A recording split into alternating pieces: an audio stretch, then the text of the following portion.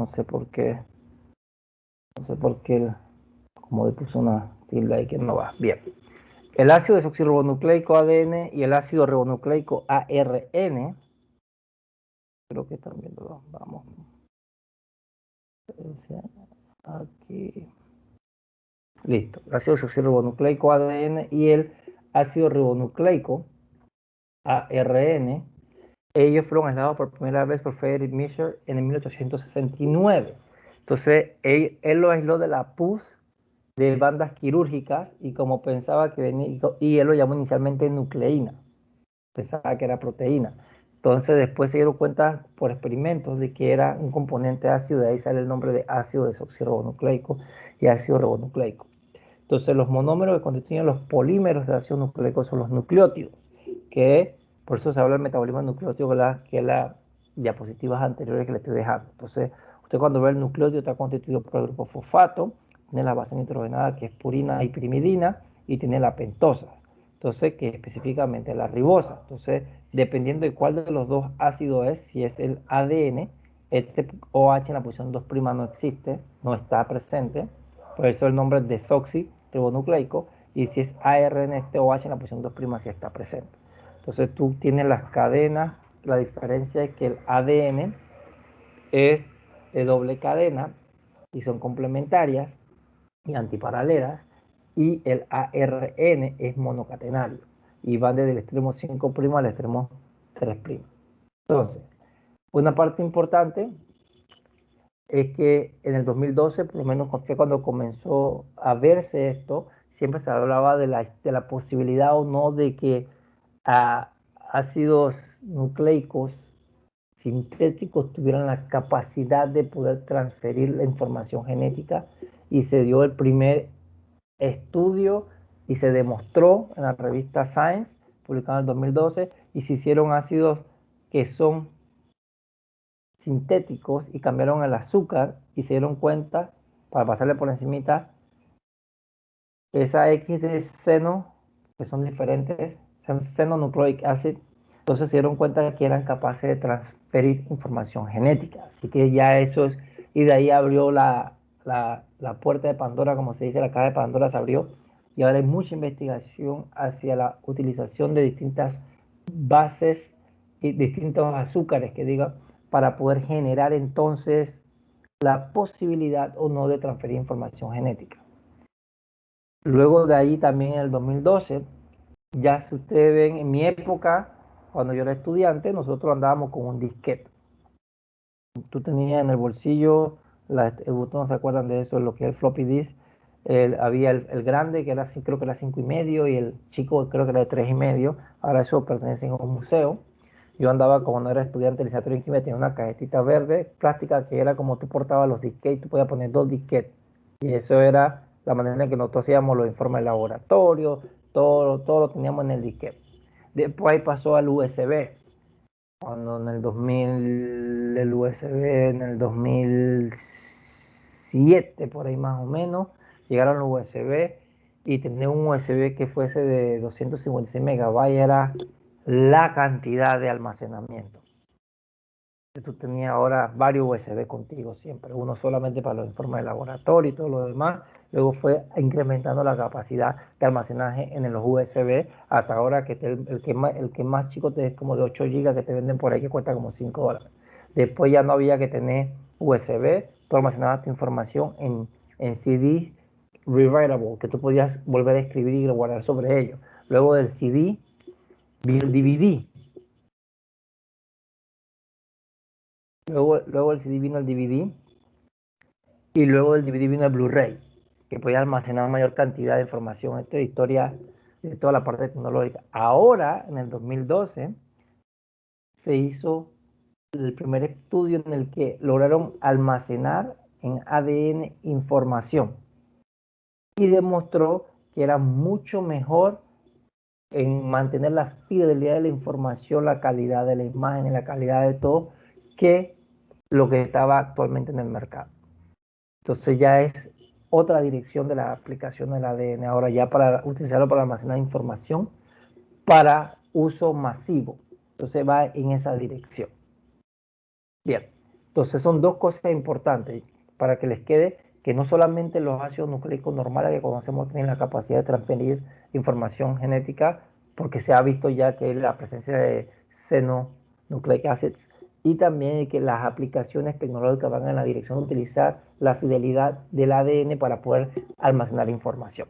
Entonces las bases nitrogenadas que se utilizan en el ADN son las purinas, disculpe, en los ácidos nucleicos para ser específico, las pirimidinas y las purinas. Entonces, como uno se acuerda de esto siempre, que el nombre chico es para la base grande y el nombre grande es para las bases más chicas. Entonces, la base nitrogenada, las purinas son adenina y guanina y las pirimidinas son citosina y timina en el ADN y tiene entonces uracilo, lo tienes presente entonces en las pirimidinas.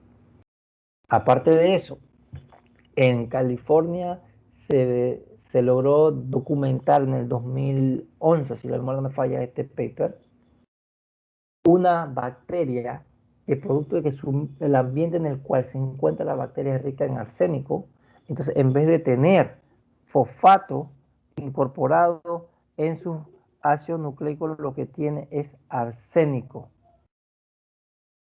Y eso entonces da indicio de que la evolución va desde ahora ya no solamente fosfato, sino también que tú tienes arsénico que sustituye los grupos fosfato. Entonces, esa es parte de la evolución para que los tengan presentes. Yo sé que estas son cosas que ustedes no ven en el libro de Horton, porque la versión del Horton que ustedes utilizan es del 2008 y esa versión lo más probable fue redactada en inglés en el 2005. Hay una versión nueva del Horton que es del 2013 que está en inglés y no ha sido traducida al español. Bien. Ahí les dejo eso para que lo tengan ahí, para que tengan como información de actualización. Entonces, los desoxirribonucleótidos, cuando usted los ve, están constituidos por, tenemos entonces la base nitrogenada y tenemos entonces el azúcar y el fosfato. Entonces, si es el fosfato, entonces es un nucleótido, y si nada más es la base nitrogenada y el azúcar es un nucleócido. Y así uno lo nombra. Desoxiadenosina, desoxiguanosina, desoxitimidina y así sucesivamente. Como esto ya lo vieron y lo estoy pasando por encima. Los ribonucleótidos, entonces tú tienes que lo mismo, los nucleótidos tú tienes entonces que es la base, el azúcar y el fosfato. Y el nucleócido correspondiente solamente es el azúcar y la base. Entonces ahí se llaman igual, adenosina, guanosina, uridina, y sigue sucesivamente. Entonces, esto es lo que tienen que sí tener claro para el parcial, que hay 3 experimentos que determinaron que el ADN era el material genético. De esos 3 experimentos, el primero fue de Griffith en el 1928, que se conoce como el Transforming Principle of Pneumonia Causing Bacteria. Entonces, uno de esos experimentos va a venir en el parcial. Lo voy a poner aquí que me explique el experimento, la parte científica, la parte experimental y las conclusiones que llegaron. Entonces, uno de los 3 experimentos tiene que ser responsables de saber los 3. Y el otro experimento fue en el 44 de McCarthy. El DNA es el Transforming Principle, luego en el 52 que se conoce como el Warren Blender Experiment de Hershey Chase. Estos 3 experimentos llegaron a la misma conclusión, que el material genético estaba contenido en el ADN y no en las proteínas. Porque se pensaba al inicio que el material genético estaba dentro de las proteínas y no en los ácidos nucleicos, porque los ácidos nucleicos son 4 bases versus las proteínas que eran 20 aminoácidos. O sea, la complejidad de los 20 aminoácidos hacía pensar a los científicos en aquel entonces que por la diversidad de aminoácidos versus las 4 bases era más viable que estuviese contenido dentro de las proteínas y no los ácidos nucleicos. Y estos experimentos fueron los que, entonces a partir del 52 en adelante ya tú sabes y está claro de que ellos son los responsables de mantener el material genético. Pero también luego se sigue estudiando para determinar por qué el material genético está constituido dentro del ADN y no del ARN.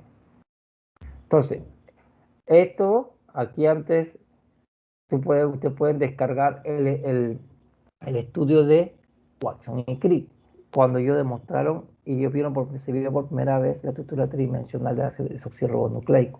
Entonces, esa es una historia interesante.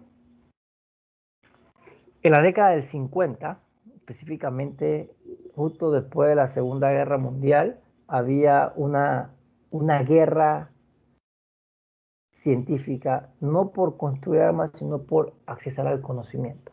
por quién lo publicaba primero, quién era el mejor científicamente hablando.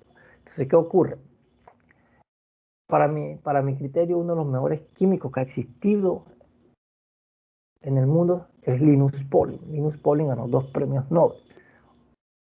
Un premio Nobel fue por todo lo que tiene que ver con la estructura del enlace. Linus Pauling teorizó, ustedes dieron haber visto esto el semestre pasado, él teorizó los enlaces, los puentes de hidrógeno de la alfa hélice en láminas beta y después la demostró. Con un pedazo de papel dijo que para que la estructura tridimensional de la proteína se diera y se diera de esta manera, tenía que haber una estructura secundaria que tuviera que poner puente de hidrógeno en la que se maximizara la interacción y existiera la estabilidad. Y él lo hizo en un pedazo de papel, estando enfermo en su casa, lo teorizó y luego lo demostró.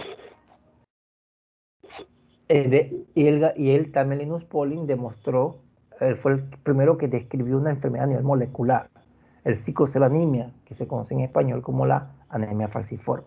Él fue el primero en describir una enfermedad molecular. La primera enfermedad que se describió a nivel molecular fue la anemia falciforme y lo hizo Linus Pauling también. Y la anemia falciforme, ustedes saben que es un proceso evolutivo en el que hay una mutación, un aminoácido, como un mecanismo de protección para hacernos nosotros más fuerte a la malaria. Sin embargo, cuando tú haces el cruce entre personas que tienen el gen variante, tú tienes la posibilidad de generar anemia falciforme.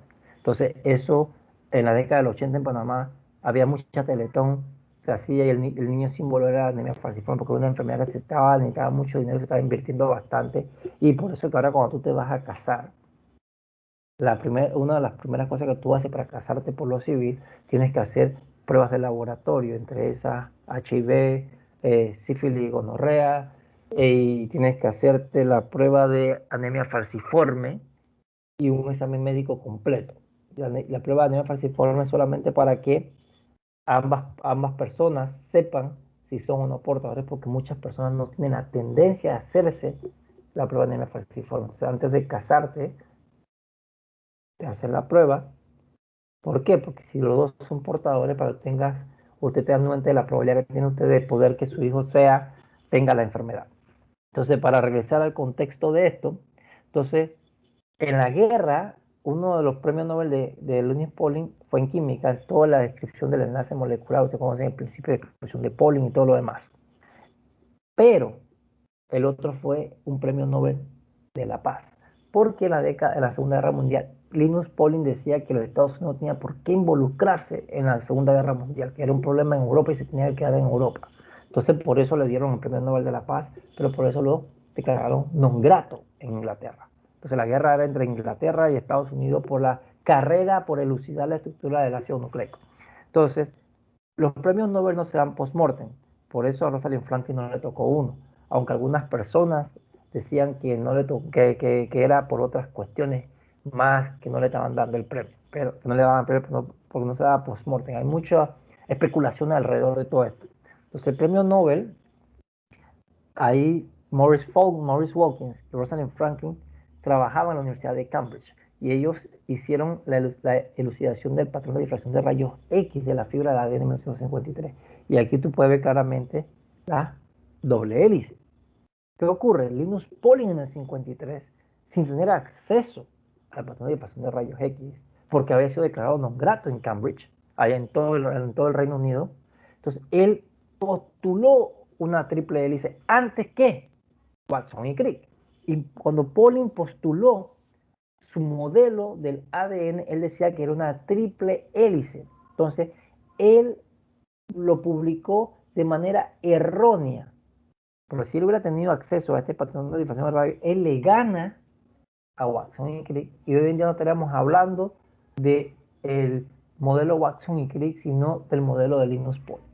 Y Kerry, que es el que trabajaba con él, Corey, trabajaba con él. Ellos trabajaban bastante, tenía muchas, porque él fue el mismo que publicó con él todo lo que tenía que ver con la estructura secundaria de las proteínas. Entonces es muy interesante. Aquí está Linus Pauling, siempre se me olvida, yo creo que él daba clases en Berkeley, en California. Siempre se me olvida si es Berkeley o era Caltech. Bien, entonces, Chargaff publicó en el 49 lo que se conoce como la regla de Chargaff. Entonces Chargaff hizo estudios muy interesantes en el que él demostró que la cantidad de adenina era igual a la cantidad de timina, la cantidad de guanina era igual a la cantidad de citosina. Entonces quiere decir que la concentración de purina debe ser igual a la concentración de pirimidina. Entonces tenés adenina, timina, guanina y citosina. ¿Qué ocurre? Él con sus experimentos, al demostrar que había una complementariedad, había que tener igual concentración de purinas y primidinas, más el patrón de difracción de rayos X, entonces llegaron los caballeros Watson y Crick. Entonces, aquí te ve el modelo de ellos molecular, lo ve aquí a la escala.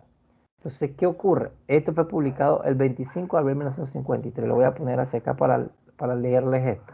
Entonces, este es un extracto de la publicación original de ellos, que lo publicaron en ese entonces en una muy buena revista científica. Entonces, a mí lo que me gusta es la simpleza de las palabras de ellos. Una simplicidad muy elocuente en la que ellos te dicen la estructura molecular de los ácidos nucleicos. Una estructura para el ácido desoxirribonucleico. Dice, deseamos sugerir la estructura de la sal del ácido desoxirribonucleico, DNA. Dice, esta estructura tiene algunas características novedosas, las cuales son de considerable interés biológico. Y entonces dicen, no se nos ha escapado notar que el apareamiento específico que estamos postulando inmediatamente sugiere un posible mecanismo de copiado del material genético. Entonces, estas palabras tan sencillas llegan entonces a lo que se conoce como el modelo de Watson y Crick. Entonces, ese específico, esa parte en que cómo se hace el apareamiento de bases, rápidamente te da a entender a ti cómo es entonces el mecanismo de copiado de la información genética. Entonces de ahí sale el apareamiento de Watson y Crick, y timina con adenina y citosina con guanina. Y sabes entonces que aquí cuando hablas del apareamiento tipo Watson y Crick, aquí son 3 puentes de hidrógeno y aquí son 2 puentes de hidrógeno. Entonces eso te lleva al modelo de la doble hélice. Entonces, y te genera unas estructuras muy importantes, que entonces tienes esto se conoce como el surco menor y el surco mayor, que son sitios de reconocimiento para interacción proteína, ácido nucleico con ácido nucleico y también con moléculas pequeñas. Entonces tú estudias este tipo de interacción por técnicas muy interesantes, por lo menos una técnica que se utiliza para estudiar la interacción de esto es se conoce como AUC, que eso es en inglés para decir Analytical Ultracentrifugation o ultracentrifugación analítica. Entonces tú tienes entonces que el surco mayor y el surco menor, lo que tú lo estás viendo entonces en función de los grupos que se encuentran hacia acá y hacia acá. Esos son los que le da entonces, esos son ricos de información y permiten entonces que sea el reconocimiento y la interacción. Entonces, hay varias formas del ADN. Entonces, como ustedes vieron esto, lo voy a solamente mencionar por encima. La forma B es la forma más abundante, la forma que tenemos. Entonces, aquí en la tabla te da un resumen. Entonces, el sentido de la hélice, la forma B es derecha. Tiene un diámetro aproximado de 20 Armstrong y tienes 10.5 pares de base por vuelta. Entonces, tú tienes que, vamos a hablar de Sugar Conformation Pucker, significa que la conformación de azúcar está fuera del plano, específicamente el carbono 2 endo, que es algo que tuvieron que haber visto con carbohidratos el semestre pasado, que en orgánica cuando está en la parte cíclica y está hacia arriba del plano, entonces se habla del carbono endo, para los azúcares. Entonces el carbono 2' endo es porque está ese carbono fuera del plano. Entonces la conformación del enlace glicosídico es anti, quiere decir que está hacia afuera. Entonces, una pequeña cantidad del ADN en la célula puede adoptar localmente la conformación Z. Esta que está aquí es local. Y la forma A se encuentra en muestra deshidratada. Por eso que la forma principal que tenemos es la forma B. Entonces, cuando usted ve todo esto, usted dice, bueno, ¿cómo la doble hélice tiene esa estabilidad? Entonces, tú tienes factores que contribuyen a la estabilidad de la doble hélice. Tú tienes las interacciones hidrofóbicas, el apilamiento de bases, la interacción electrostática entre los grupos fosfato, con ya sea magnesio o manganeso, con estas cationes divalentes para poder neutralizar esa carga negativa y los puentes de hidrógeno. Entonces, si todos estos factores son mayores que los factores que se estabilizan a la doble hélice, el delta G es negativo y la doble hélice se forma. Si los factores que estabilizan a la doble hélice, que es lo que le estoy hablando aquí, se los dejo aquí para que lo tengan, si todos estos factores no son mayores que los factores que la desestabilizan, entonces no se forma la doble hélice. ¿Sí? Cuando se habla de interacción hidrofóbica, se habla del apilamiento de bases, que eso es la manera vertical. La reacción iónica tiene que ver con los grupos fosfato y que ellos sean neutralizados por magnesio y los puentes durante las pares bases. Se lo dejo ahí para que lo vean. Bien, entonces, cuando tú hablas de los puentes de hidrógeno, tú tienes los puentes de hidrógeno normales del aparamento tipo base en pero también puedes tener puentes de hidrógeno de esta manera vertical. Y recuerden que aquí tú tienes apilamiento de bases. Entonces, todas esas son interacciones de manera colectiva. Son interacciones débiles no covalentes. Que una por sí sola no es suficientemente fuerte. Porque un puente de hidrógeno aproximadamente 5 kilocalorías por mol. 5 a 10 más o menos por ahí. Y se rompe con facilidad. Sin embargo, si tú tienes miles de esas, de todas ellas de manera colectiva, favorecen o estabilizan a las macromoléculas biológicas. Tú tienes la fuerza de dispersión de London, que son las que tú ves en el apilamiento de bases, y los factores que le estoy explicando, que son todos los que las estabilizan. Entonces, ¿qué quiere decir? La elevada entropía, la forma desnaturalizada, que esto es la traducción del Matthews. El Matthews lo llama ovillo aleatorio. Esto fue traducido en español de España. En inglés se llama random coil. Quiere decir que la entropía de esa forma naturalizada es mucho mayor. Porque el proceso de formar la doble hélice es un proceso de ordenamiento. Entonces, ustedes saben eso, que ese factor, entrópicamente hablando, es desfavorable. Entonces, la desnaturalización es dependiente de la temperatura. Si tú incrementas la temperatura, tú incrementas la entropía. Y eso ustedes lo saben porque lo vimos al inicio del semestre. Y si no hay suficientes cationes divalentes que puedan neutralizar los grupos fosfatos, entonces hay una neutralización porque tienen un gran excedente de cargas negativas. Si la sumatoria de todo esto es mucho mayor que la sumatoria de los factores que estabilizan a la doble hélice, entonces no se forma la doble hélice. Por eso es muy interesante todo cómo se forma la doble hélice. Entonces, cuando usted ve a la doble hélice, usted tiene en conformación nativa, está aquí. Cuando tú la desnaturalizas, hay un incremento en la absorbancia. Y tú puedes pasar, lo mismo que ustedes vieron en proteínas el semestre pasado, tú tienes una desnaturalización, que eso tú lo puedes hacer con distintos factores, con temperatura y todo lo demás. O sea, cuando tú incrementas la temperatura, incrementa la naturalización. ¿Por qué? Porque incrementa la entropía y tú lo vas desnaturalizando con mayor facilidad. Y es un proceso cooperativo, porque es un proceso abrupto. Tú pasas de estar totalmente con formación nativa a pasar a la forma desnaturalizada. Y eso es cooperativo porque, ¿por qué? Porque con la ruptura del primer puente de hidrógeno favorece la ruptura del segundo puente de hidrógeno y tú vas pasando de una forma a la otra. De la misma manera, el proceso de renaturalización es cooperativo porque con la formación del primer puente de hidrógeno facilita la formación del segundo y así sucesivamente. Entonces, la doble hélice tiene una temperatura de fusión que incrementa a medida que el contenido de guanina y citosina incrementa. ¿Por qué? Porque eso tiene 3 dobles enlaces versus AT que tiene 2. Disculpe, tiene 3 puentes de hidrógeno versus AT que tiene 2 puentes de hidrógeno. Entonces, ¿qué quiere decir? Que la temperatura de fusión, tú la ves en esta forma. Delta H entre delta S. Delta H es las contribuciones de las interacciones débiles no covalentes. Entre mayor fuerza tiene, entonces, mayor temperatura de fusión. ¿Qué quiere decir? Entonces que las dobles hélices que son ricas en GC tienen mayor delta H que aquellas que son ricas en AT. ¿Y solamente por qué? Por la formación de los puentes de hidrógeno. Como aquí hay 3 puentes de hidrógeno, este es mucho más estable que esta que tiene 2 puentes de hidrógeno. Usted lo puede ver aquí en este gráfico. ¿Ven? El contenido de G más C, usted ve que entre mayor sea el contenido, mayor es la temperatura de fusión.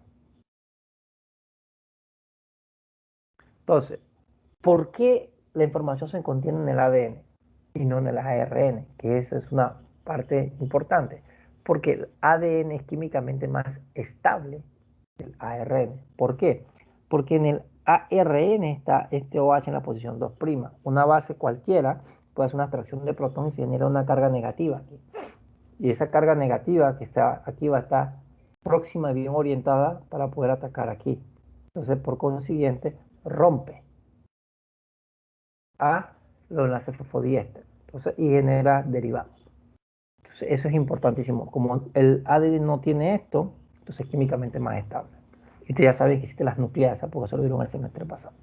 Entonces, además de eso, la timina, en lugar de uracilo, hace que el ADN genéticamente sea más estable. ¿Por qué? Vamos a verlo aquí. Si usted ve, aquí tiene nitrógeno y 2 hidrógenos. Y aquí tiene un carbonilo. Entonces ocurre una desaminación oxidativa. ¿Y qué tú haces? Esto que está aquí se va y tiene entonces el carbonilo. Entonces ahora tú tenías citosina, esa pareja guanina, ahora tienes uracilo. Entonces, ¿eso qué ocurre?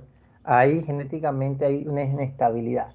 Entonces, una enzima de reparación, no vamos a llegar a la reparación, así se la mencioné esto, que se llama uracilo ADN glicosilasa. Remueve el uracilo del ADN y lo reemplaza por citosina, eliminando el daño mutagénico. Y la timina no es normalmente eliminada del ADN. Pero ¿qué ocurre? Si esta enzima de reparación no logra remover esto, entonces hay otra enzima que se llama timilato sintasa que viene y coloca un metilo aquí. Pero entonces eso hace que el ADN genéticamente sea mucho más estable que el ARN. Entonces, bien, ahora vamos a hablar de la replicación. Esto ustedes tuvieron que haberlo visto por encima en algún momento. Usted sabe, tiene el núcleo, toda la replicación, la transcripción y tiene la traducción afuera, en el citosol. Entonces, hay 3 modelos posibles para la replicación. Se pensaba inicialmente, ¿qué hora es? Ya me queda aquí 8 minutos, ¿verdad?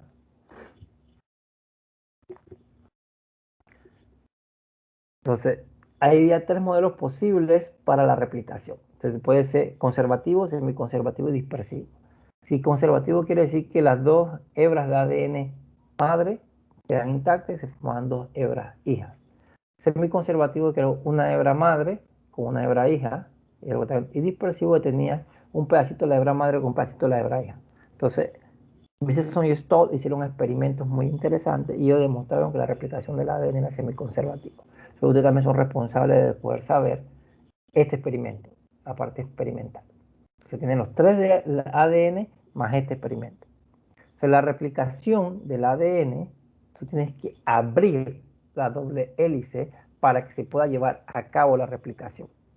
Entonces, la replicación, yo le he hecho un resumen a ustedes aquí para que lo tengan.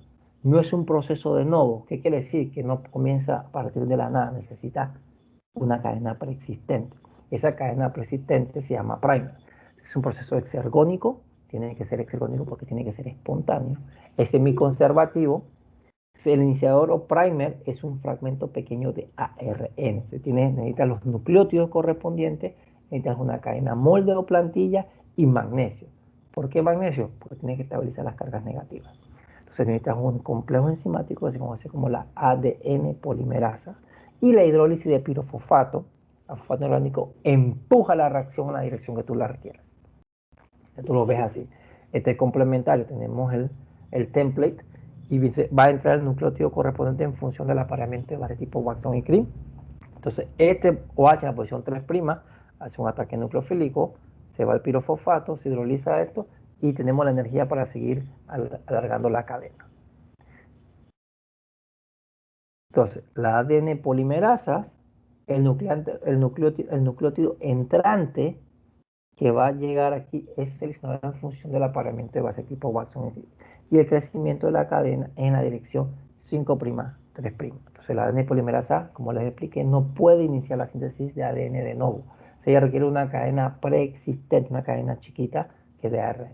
Entonces la ADN polimerasas, además de ella, hay otras proteínas que se requieren para replicarse. Entonces tú necesitas la cadena, se abre, el OH, la posición 3' hace el ataque nucleofílico, se va a pirofosfato, se hidroliza y seguimos alargando la cadena en la posición o en la dirección 5', 3'. Entonces, ¿cuáles son las proteínas que tú requieres? Y con esto lo voy a terminar. Me quedan 5 minutitos. Necesitas las proteínas de helicasa y yo le he puesto a ustedes un resumen de qué hace cada proteína. La helicasa son enzimas que catalizan el desenrollamiento de las cadenas para que la cadena pueda actuar como molde, porque son una doble hélice, tienes que separarla. Proteína de unión a la cadena única, que se conoce en inglés como SB, son importantes porque cuando se une la cadena que se está separando ya previene que se vuelvan a unir y previene la degradación por nucleasa, porque usted ya sabe que una nucleasa es una enzima que hidroliza a los nucleótidos, va a romper el enlace fosfodiester. Y las topoisomerasas son enzimas que catalizan la relajación de las cadenas. Y usted sabe ya que si vieron ADN el semestre pasado, sabe que hay topoisomerasa 1 y topoisomerasa 2 y que ellas relajan el ADN porque el ADN está súper enrollado de manera negativa. Entonces, la ADN ligasa lo que hace es que la síntesis de la cadena, hay una cadena que es continua y la otra es discontinua. Entonces, la ADN ligasa lo que hace es que se encarga de unir los pedacitos de cadena discontinua. O sea, la primasa es la que cataliza los fragmentos de ARN que se van a utilizar como iniciadores o cebadores. Y las polimerasas que están alargando la cadena, además de tener actividad polimerasa, tienen actividad de exonucleasa, porque ya rompen en los extremos. Son exonucleasas 5' 3', quiere decir que ellas degradan del extremo 5' 3', y si una exonucleasa 3', 5', eso ya degradan en el extremo 3', 5'. Entonces, cuando tú vas a hacer la replicación, aquí es diferente. Aquí tienes que separarlo. Entonces, en esa parte, cuando tú lo vas a replicar, entonces, esto se conoce como la horquilla de replicación. Se sintetiza en la dirección 5', 3', la cadena continua, y esta que está aquí, y esta es la discontinua. Entonces, eso genera unos pequeños fragmentos conocidos como fragmentos de Okazaki. Son fragmentos de Okazaki porque eso lo describió Okazaki, así se llaman fragmentos de Okazaki. Entonces, estos fragmentos tienen que unirse, son relativamente cortos, tienen que unirse, y tú tienes, como esto va de 5', 3', y este tiene que ir también 5', 3', y estos son pequeños fragmentos, tú los vas uniendo entonces.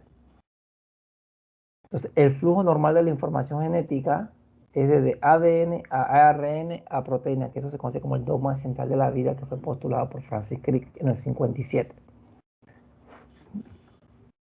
Me quedan exactamente 3 minutos. Bien, entonces, el ADN, como usted sabe, el ADN, cuando pasa al ARN, este proceso se conoce como transcripción.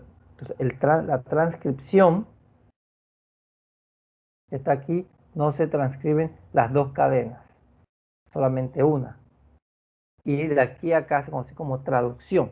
Entonces aquí tú entonces ves el lenguaje, cada 3 pares de bases genera un aminoácido o codifica para un aminoácido. Entonces, si yo quiero transcribir esta cadena que está aquí, entonces mi molde es esta, porque yo lo que quiero transcribir la información que está contenida en esta cadena. Entonces tú tienes las mismas bases, solo que cuando es timina la sustituye por uracilo y tú vas a tener entonces la información. Entonces se llama transcripción porque tú sigues en el lenguaje de ácidos nucleicos y de aquí se llama traducción. Entonces lo voy a dejar hasta ahí para no explicarle más y de esto, y le explico el lunes para terminar esto y explicarle el proceso de corte y empalme, que eso se lleva a cabo por el spliceosome. Y eso son otras series de diapositivas que tenía preparado para ustedes también, pero por cuestiones de tiempo no vamos a poder ver todo, así que nos vamos a concentrar solamente a tratar de resumirle esto. Entonces, con el favor de Dios, nos vemos el lunes.